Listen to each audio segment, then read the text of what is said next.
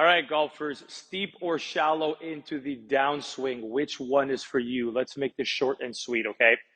If you see my stuff on the internet, you know that I'm a big advocate of getting golfers to lay this club down, right? Directionally shallowing it out so this club is working behind the body in the downswing. There is a very specific reason why, and it's essentially because it frees us up to actually rotate through the golf ball.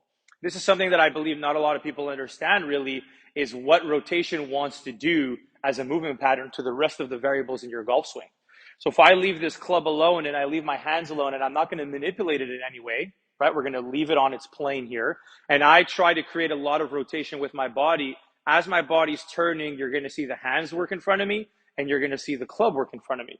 And so rotation as a movement wants to steepen everything and work them in front of my body. And so if I don't have some element of a shallowing effect in my downswing and I'm going to turn on the ball, I'm going to get way steep on it. I'm going to cut across it. I'm either going to hit these big pulls or these weak slices. And this is what you'll typically see with a lot of higher handicappers.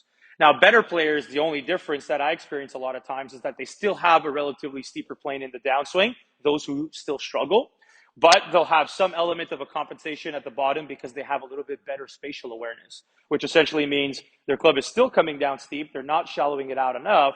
And now from here, they either early extend their spine, which drops the club behind them, or they have a lot of side tilt away from the target, meaning their trail side is dropping a lot, and that can actually offset the steepness by dropping it. So they have a plane that's working in front of them, and then they have a movement pattern to compensate for that that drops it inside. And now you still have a semi-decent matchup, but obviously it's coming at the cost of your ability to rotate through the ball. You can no longer stay in posture.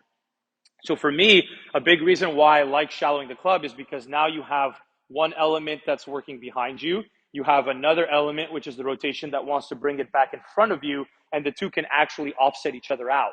Meaning the reason why I like for so many golfers to shallow this club is because it allows you the ability to rotate and the two can offset each other. So now you can come down on a pretty good plane, but you're doing it with body rotation and not with some element of a compensation at the bottom from the body. So if you really want to rotate freely through the golf ball, then you got to get this thing laying down. If you're somebody who cannot rotate anymore for whatever physical reason or just because you choose not to, then you're actually better off being a little bit steep, because obviously if we start to shallow this club a lot and my body can no longer turn through it, I'm going to get stuck too far from the inside and it's just going to be a very different type of problem.